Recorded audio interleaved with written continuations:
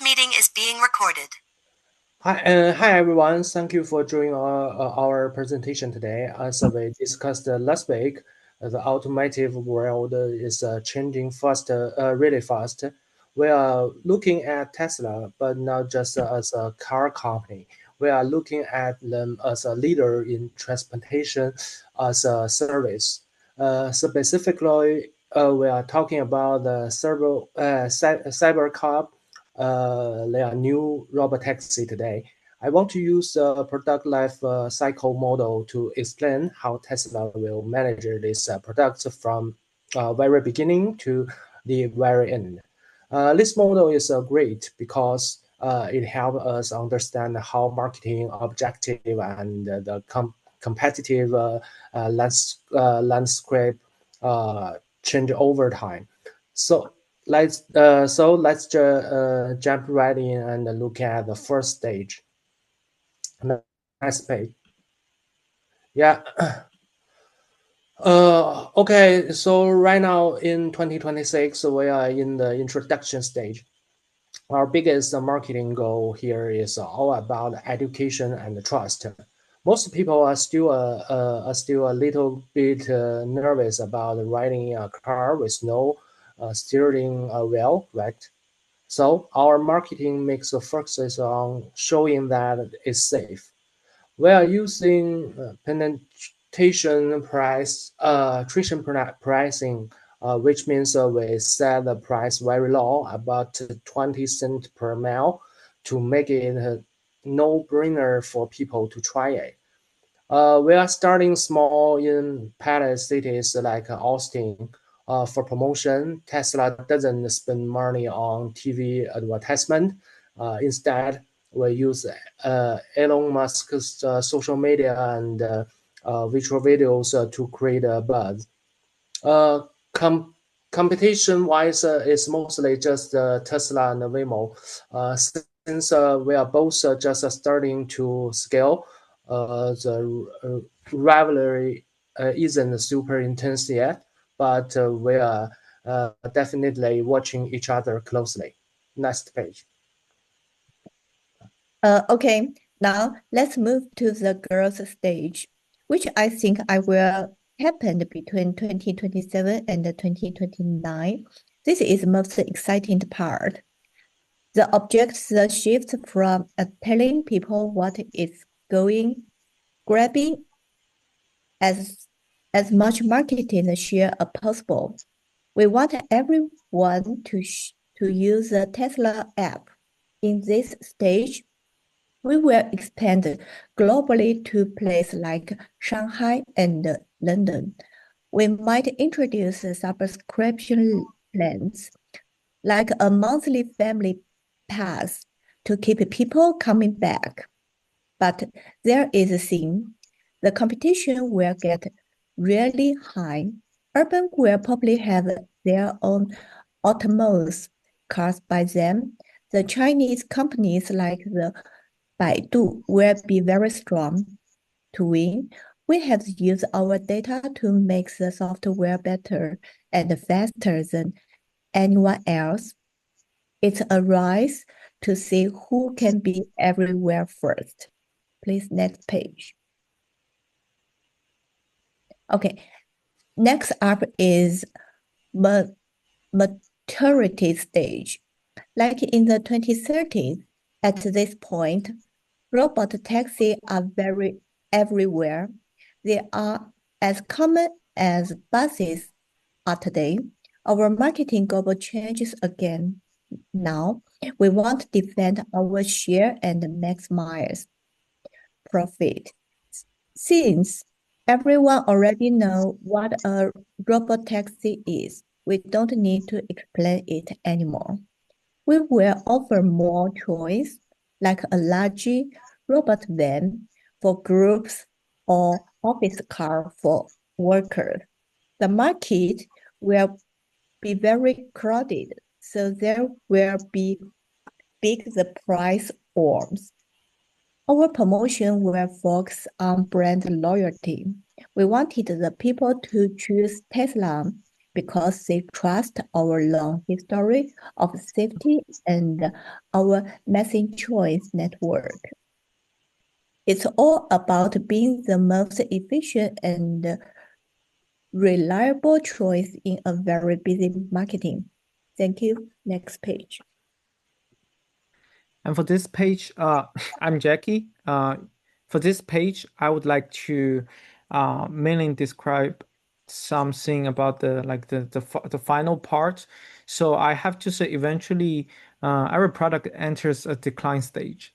However, I think for Tesla, decline doesn't mean retreat. It represents transformation.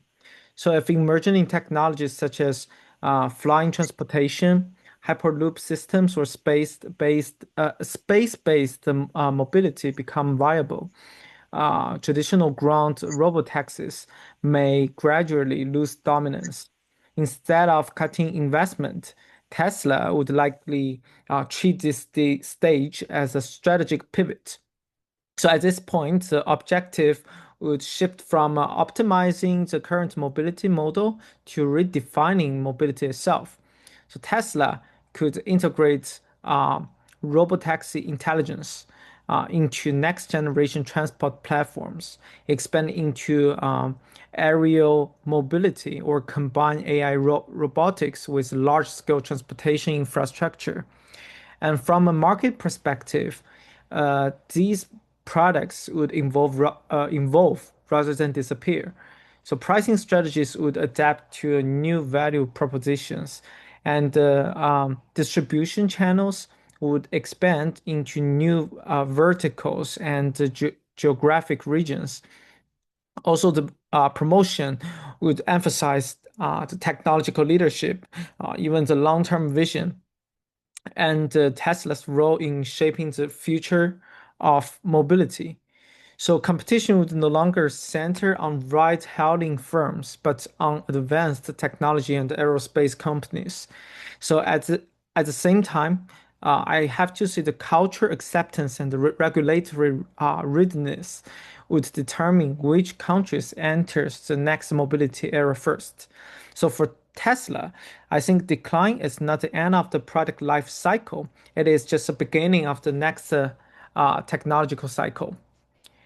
And for this page, I would like to emphasize that the product life cycle actually um, like does not move at same speed in every region. So it is shaped not only by time, but also by culture, regulation, infrastructure, even the population density, right? So, for example, like in China, the growth stage may occur much faster. So, consumers generally show strong acceptance of AI and new technologies, and the government actively supports autonomous driving development combined with high urban density and strong mobility demand. And in contrast, the Europe may experience a longer introduction stage, strict regulations, strong data privacy standards such as GDPR, and culture's public attitudes towards new technologies can also, slow the adoption. However, once regulatory approval is achieved, the market may become more stable and trust-driven over time. And we also need to consider the urban area versus rural area. So major cities like New York or Shanghai in China have high population density. So strong transport demand and the better charging infrastructure, these conditions allow robotaxis to reach maturity more quickly. And meanwhile, rural regions may remain in earlier stages for a longer period due to the lower demand and the higher operational costs. And overall, I want to say the product life cycle is not just only time based; it is also geography based. Tesla cannot rely on a single global strategy.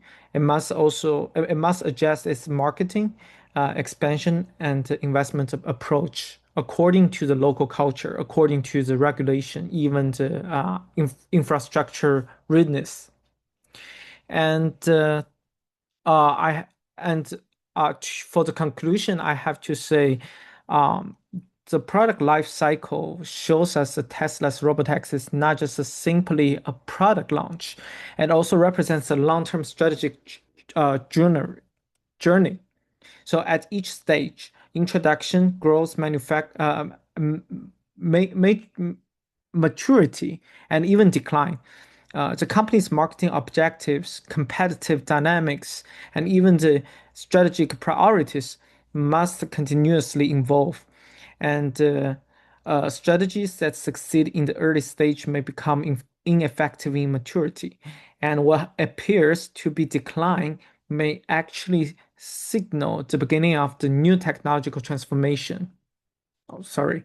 And more importantly, the pace of each stage varies significantly across regions, and the cultural acceptance of AI, the regulatory environments, and even the urban density all shape how quickly the product moves through its life cycle. So, therefore, Tesla cannot apply a single global strategy. It must remain flexible, also adaptive, even really responsive to the local market conditions. And ultimately, the product life cycle is not just a framework for managing products, it's also the framework for managing the change, the competition, and even the continuous innovation over time. Yeah, and that'll be all the things we have. And these are the some reference we found. And thank you, everyone.